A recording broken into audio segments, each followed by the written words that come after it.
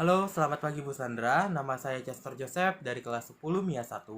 Hari ini saya akan menceritakan sinopsis dari novel Cinta yang Membawa Maut yang ditulis oleh Abdul Ager pada tahun 1926 dan diterbitkan oleh Balai Pustaka.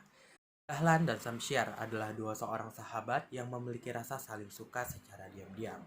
Tak lama kemudian, rasa saling mereka pun terkuak. Mereka menjalin hubungan secara diam-diam tanpa diketahui oleh kedua orang tua mereka. Dan hal tersebut merupakan hal yang melanggar adat mereka. Tak baik bagi Samsyar, seorang gadis memiliki hubungan dengan lelaki tanpa diketahui oleh orang tuanya. Hubungan mereka pun berjalan seperti biasa. Sampai tiba-tiba Dahlan mendapat surat dari Kepala Inspektur Sekolah Bumi Putra, di mana dia harus pergi ke Bukit Tinggi untuk melaksanakan ujian Hulpan de Wissenjahr, yaitu adalah ujian yang menjadikan dia sebagai guru pendamping ke depannya. Ujian itu dilaksanakan di sekolah raja yang bernama Quake School. Sebelum Dahlan pergi ke Bukit Tinggi, Samsyar berpesan kepada Dahlan bahwa ia harus memberi pesan ketika sudah sampai di Bukit Tinggi kepada Samsyar. Sesampainya di Bukit Tinggi, Dahlan malah mengulur waktu. Dia tidak langsung memberi pesan. Dia hanya percaya bahwa Samsyar mencintai dia dan tidak berpaling dengan lelaki lain. Dahlan melakukan ujian seperti biasa dan dia mendapatkan nilai terbaik di antara seluruh murid lainnya. Tanpa diketahui, di desa Sawah Lunto, desa di mana kekasihnya yaitu Samsyar tinggal. Samsyar dijodohkan oleh kedua orang tuanya dengan anak Baginda Sulaiman yang bernama Abdullah. Samsyar tidak mengetahui perjodohan ini. Bahkan pernikahannya pun dilakukan 3 hari ke depan. Namun meskipun begitu, Samsyar mengetahuinya. Dan Samsyar tak tahan kuasa menahan sedih dan tangisnya. Ia segera pergi ke rumah sahabatnya untuk menulis kepada Dahlan tentang perjodohan ini. Ia meminta Dahlan untuk segera balik dan menolongnya untuk menghindar dari perjodohan ini. Namun, surat yang ia tujukan kepada Dahlan datang terlambat, dan Dahlan pun terlambat mengetahuinya, sehingga tidak dapat membantu Samsyar melewati perjodohan ini. Sebagai anak yang berbakti kepada orang tuanya dan adat istiadat, Samsyar mau tak mau mengikuti perjodohan ini, walaupun ia tidak memiliki rasa suka terhadap suaminya, yaitu Abdullah. Beberapa saat itu, Dahlan datang ke Sawah Lunto menemui Samsyar secara diam-diam. Setelah menemui Samsyar secara diam-diam, keesokan harinya Dahlan pergi mengajar dan mendapat surat yang berisi Akte van Bekwam Hendiang, yang artinya surat itu adalah Dahlan sudah resmi menjadi guru pendamping kedepannya di Kutaraja.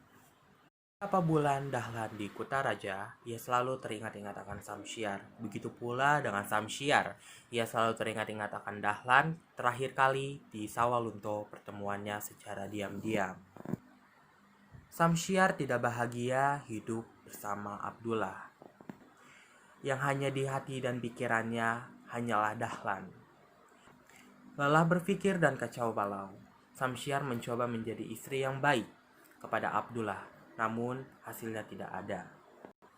Semakin ia mencoba mencintai Abdullah, semakin teringat-ingat ia akan Dahlan. Beginilah kisah percintaan yang tidak didasari oleh rasa cinta kedua pihak, melainkan didasari harta tahta kekayaan serta adat yang dilakukan orang tua kepada anaknya, dan anaknya tidak dapat mengekang hal tersebut. Samsyar tidak bahagia hidup bersama Abdullah yang bergemirah harta, melainkan dia bahagia hidup bersama Dahlan, walaupun sederhana namun dapat menjaga kisah cinta kasih sayangnya. Dahlan yang jauh di Kutaraja sana mengalami sakit penyakit, dan ia harus bolak-balik pergi ke dokter atas sakit penyakitnya. Dahlan selalu memikirkan Samsyar. Ia menyesal bahwa ia tidak mengatakan sejujurnya kepada orang tuanya Samsyar apa yang ia rasakan kepada Samsyar. Andai waktu itu Dahlan mengungkapkannya, mungkin tidak ada penyesalan seperti saat ini. Ya, memang benar, penyesalan itu selalu datang di akhir sebuah peristiwa dan kisah. Dan akhirnya pun Dahlan meninggal dunia karena penyakitnya, dan Samsyar meninggal dunia karena tak kuasa menahan rasa rindu dan sayangnya kepada Dahlan yang jauh di Kuta Raja sana.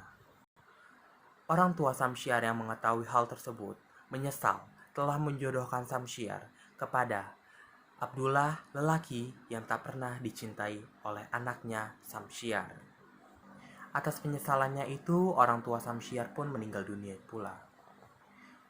Dan Baginda Sulaiman, bapak dari Abdullah, juga meninggal dunia karena tak kuat melihat kondisi seperti itu.